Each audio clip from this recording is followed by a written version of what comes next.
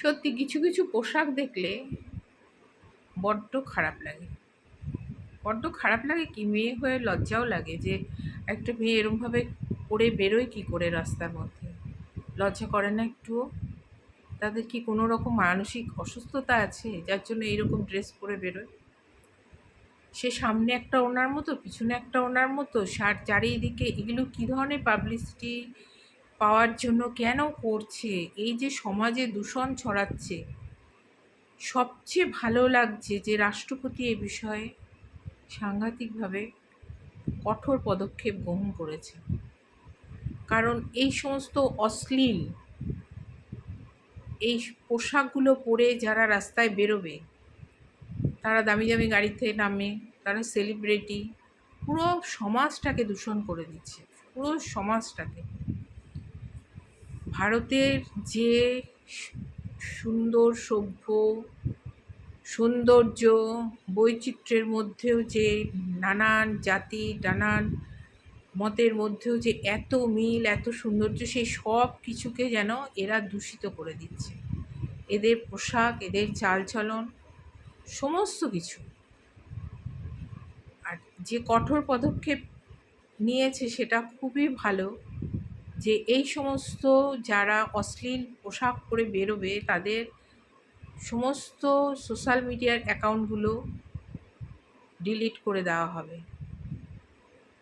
Delete করে দেওয়া হবে এবং এদের আধার কার্ড সমস্ত কিছু বাতিল করে দেওয়া হবে। সত্যি খুব স্যালুট জানানোর মতো বিষয়, সত্যি।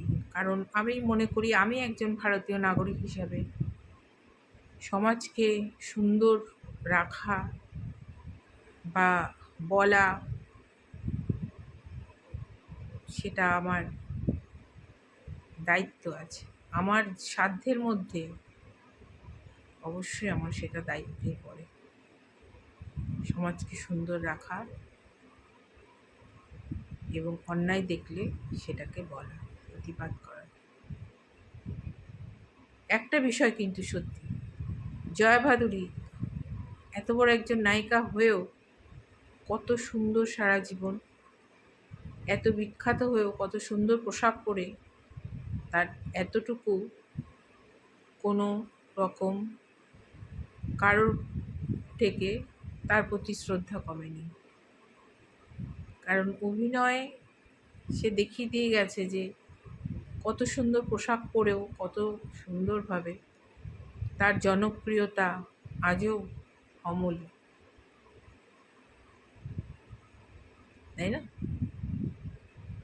সেই জন্য যারা এই সমস্ত অশ্লীল পোশাক পরে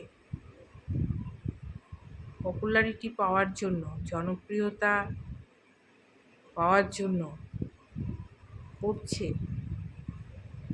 তাদের কিন্তু খুব সাবধান হওয়া উচিত।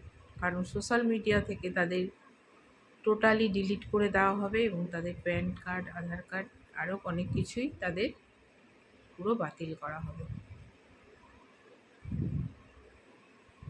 খুব ভালো বিষয়টি, আমি সাংঘাতিকভাবে এটা সমর্থন করেছি।